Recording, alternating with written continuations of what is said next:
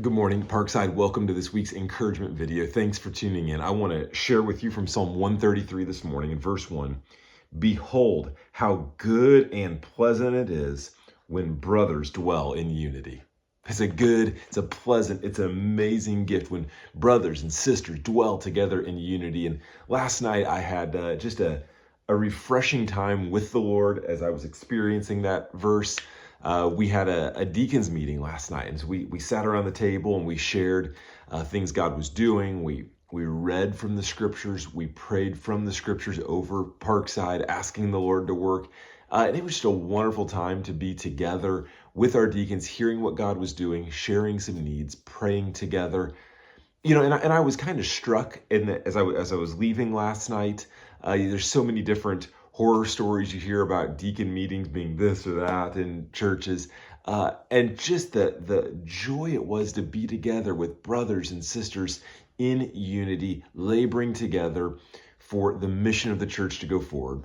We talked about Acts chapter 6, where the first deacons were installed, and actually the deacons arose there in Acts 6 from a conflict that had a major threat to the unity of the church.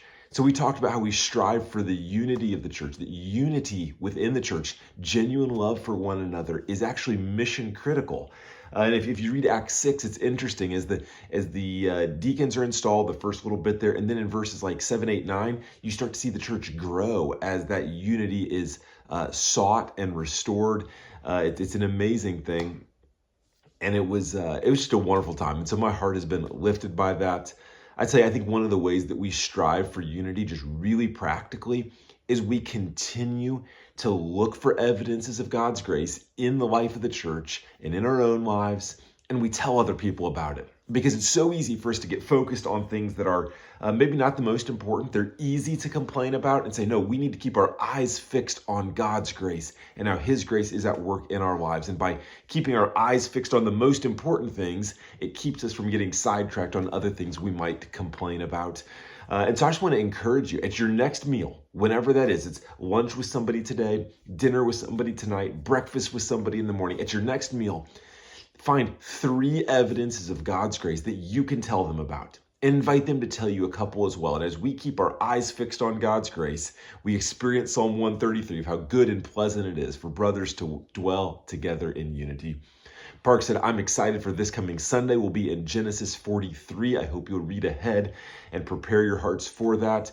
Also, Sunday night, I'll be teaching the final Pathways to Maturity class. And so if you've been coming to those, I hope you'll be back. If you've not been able to make it to one, I hope you'll be at this one. It's the last of the set. And if you haven't been to any others, that's okay. This one's sort of freestanding, and I look forward to seeing you this Sunday night. On Sunday morning, we have our family meeting at 9 o'clock. We'll be introducing about 15 new members. We'll be presenting the annual budget.